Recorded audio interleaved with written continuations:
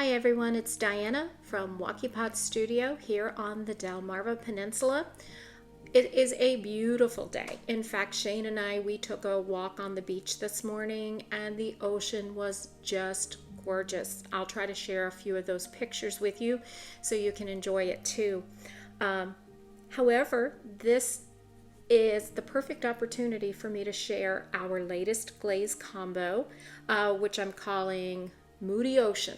I think it's very accurate of a name, and it reminds me of the ocean just before a storm.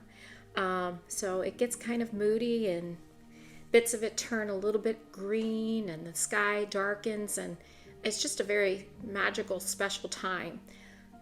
A few weeks back, I glazed these pieces and I filmed the entire process of glazing. So what I'm going to be doing today is I'm going to be doing a voiceover of that filming. These pieces came out in our last glaze unload video, and I was just blown away by them. They happen to be some of my very favorite pieces that I've ever glazed. And I know that some folks that buy from us, they really enjoy seeing how the piece was made or how it was glazed. And then many of you who are following us and are fellow potters, you're looking for combos that you could use too. And so I hope this might be one that inspires you to do your very own or use the same one. That's the wonderful thing about potters is we really are inspired by each other and we're very helpful to each other. So we're going to go ahead now and we're going to flash back to the glazing of these pieces. As you can see, these are the glazes that I used in glazing the pieces, and I will put their names down in the description with their numbers.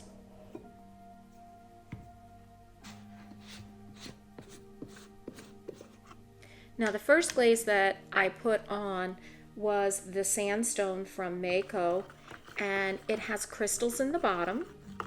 And of course, since they are heavier than the rest of the glaze, they always sink to the bottom. So you really have to be careful about when you stir, getting all of those crystals mixed up and incorporated in the glaze.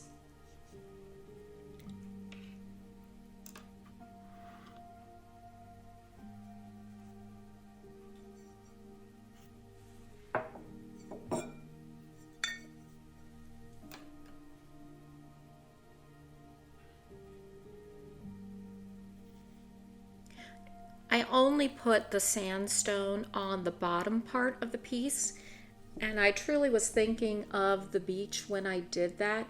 In fact, it's not quite halfway, but it's also not a third, so it's sort of in between.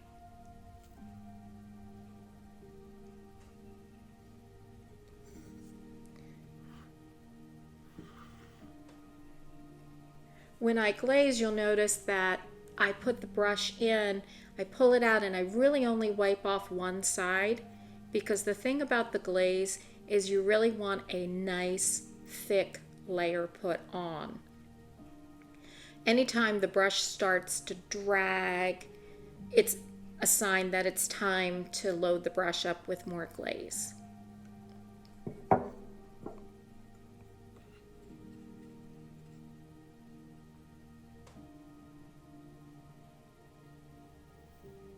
Trying to be careful around the foot of this piece so I have less cleanup to do, because I did not wax the bottoms of my pieces. I very seldom do wax the bottoms of my pieces. I generally just take a sponge and clean up any sections that I have missed with the glaze. Got that piece done, and I'm moving on to another piece. As you can see, one of the things that I find very useful is when I'm glazing, because it takes so long between coats of glaze, is that I will glaze usually 4 to 5 pieces, sometimes 6, but generally 5, so that by the time I am finished with the first layer on all of the pieces, they'll be dry enough for me to go ahead and put a second coat on of the glaze. So that's what I'm doing at this time. And if you look carefully, you should be able to see the crystals on the piece too.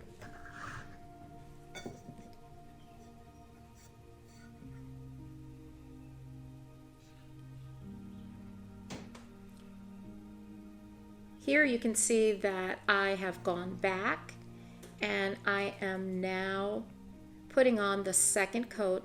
The first coat, you know it's dry when it gets very powdery looking. And that first coat, it doesn't take very long for it to dry because the water in the glaze can really soak into the piece pretty quick. It's the next layers that start to slow the process down. So glazing can be a very time-consuming process.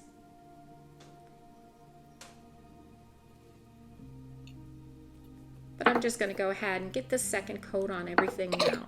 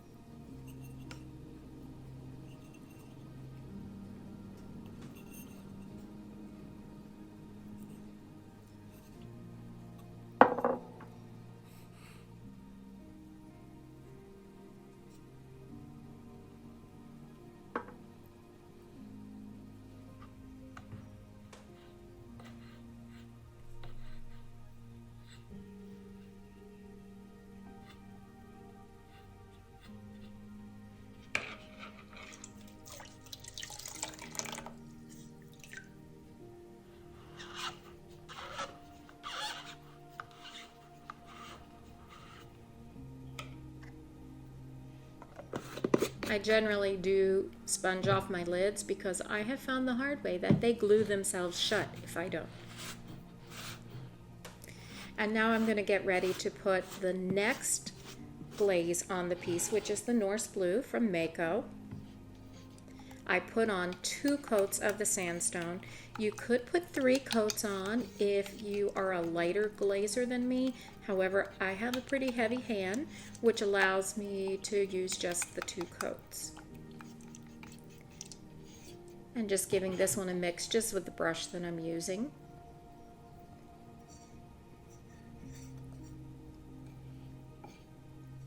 And when I put this on, I will just overlap the sandstone a little bit, so you'll see that as I put this on, the brush does go over top of the sandstone a small amount. And again, I'm going just through the middle band of the pieces. Again, some of the pieces that I've done will have a larger band of the sandstone, some will have a larger band of the Norse Blue. I just go with it. I want the piece to be a fluid moving piece, and I just let the glaze do what it wants to do oftentimes.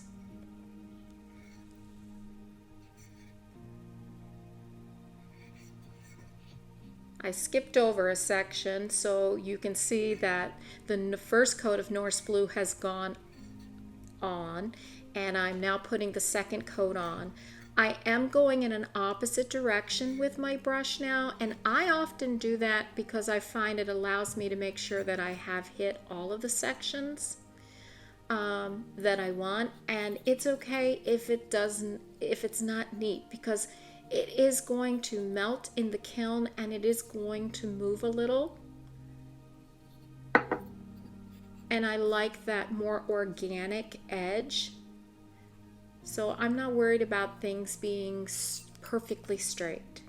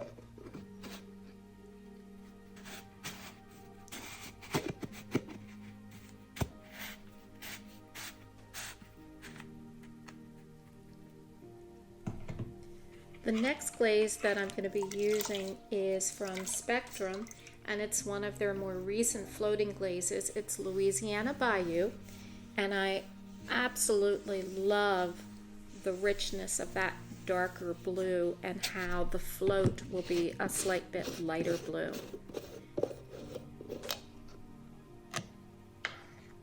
Again, I'm just going to mix it a little bit. And then I will cover the rest of the mug, the top third basically, with this. And again, I'm going to be doing 2 coats of this glaze as well. So far I've used the Sandstone, the Norse Blue, and the Louisiana Bayou. And there will be a little bit of overlap again between the Louisiana Bayou and the Norse Blue. So as I'm putting that on, you'll see that I let that brush go a slight bit over top.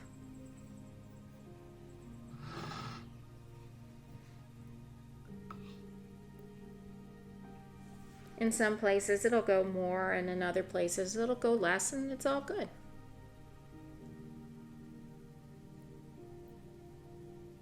Glazing should be a relaxing, not stressful.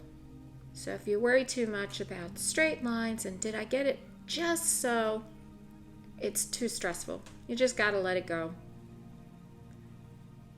And I often, when I'm glazing, I get very zen and go to my happy place, and I lose track of time so quickly because I'm just lost in the paintbrush movement and the glaze going on and how it feels.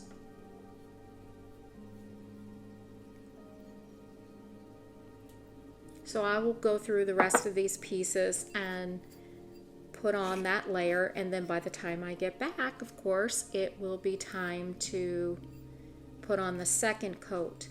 Now, the sections that do get covered with the Louisiana Bayou that already had the Norse Blue might not be ready for the glaze to go on, so you might either have to wait a little bit longer, or you can always do what I do, and that is speed the process along with a hairdryer.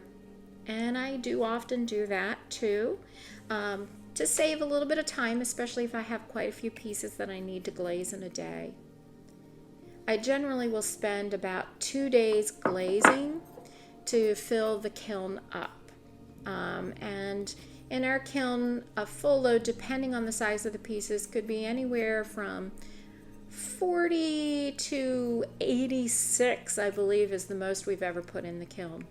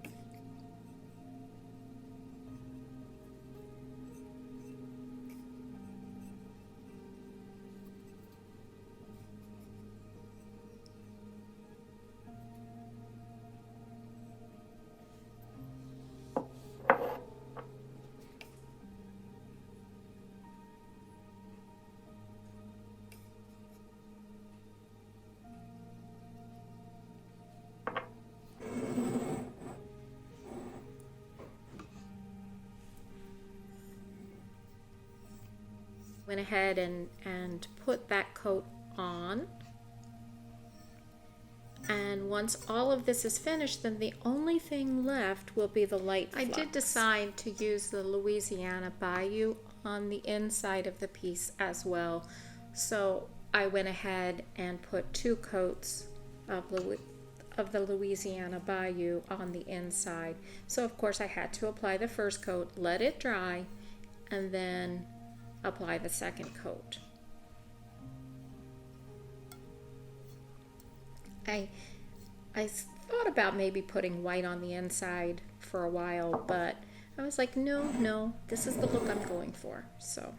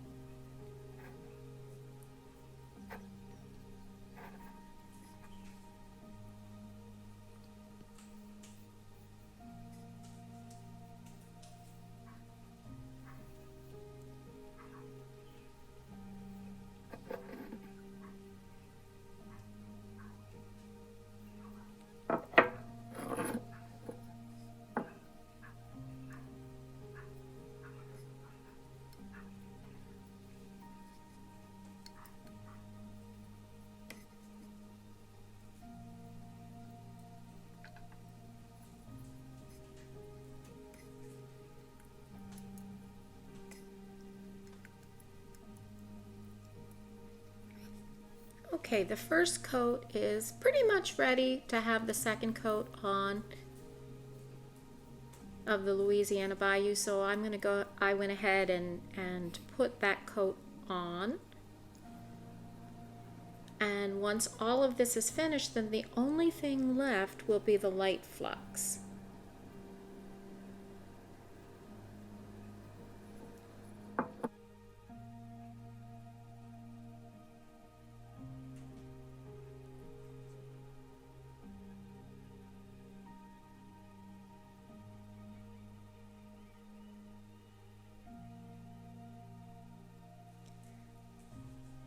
Alright, I have just opened the light flux, and I'm going to be adding the light flux to each of the pieces. I generally just put my light flux on with a sumi brush, and I just go on a little unevenly. So some places will be thicker, some will be thinner, and that gives you a variety of drips on the piece.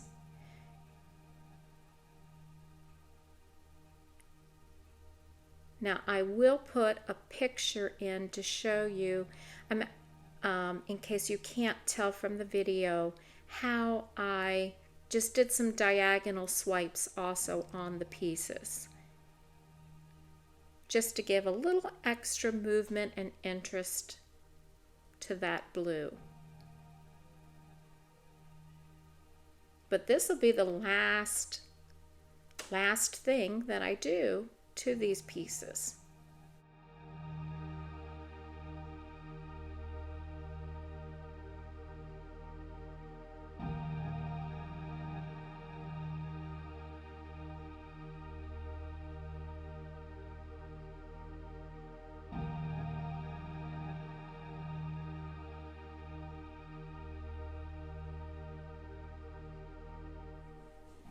Well, folks, I really hope that you enjoyed that glaze along. It is our very first glaze along, and I am hoping to do many, many more glaze alongs If you liked the video, please hit the like button. And if you haven't already subscribed to our channel, please subscribe. We're hoping to reach 1,000 subscribers this year in 2025. And we would love for you to be part of our pottery family too. Thank you so very much. Have a wonderful day. Bye-bye.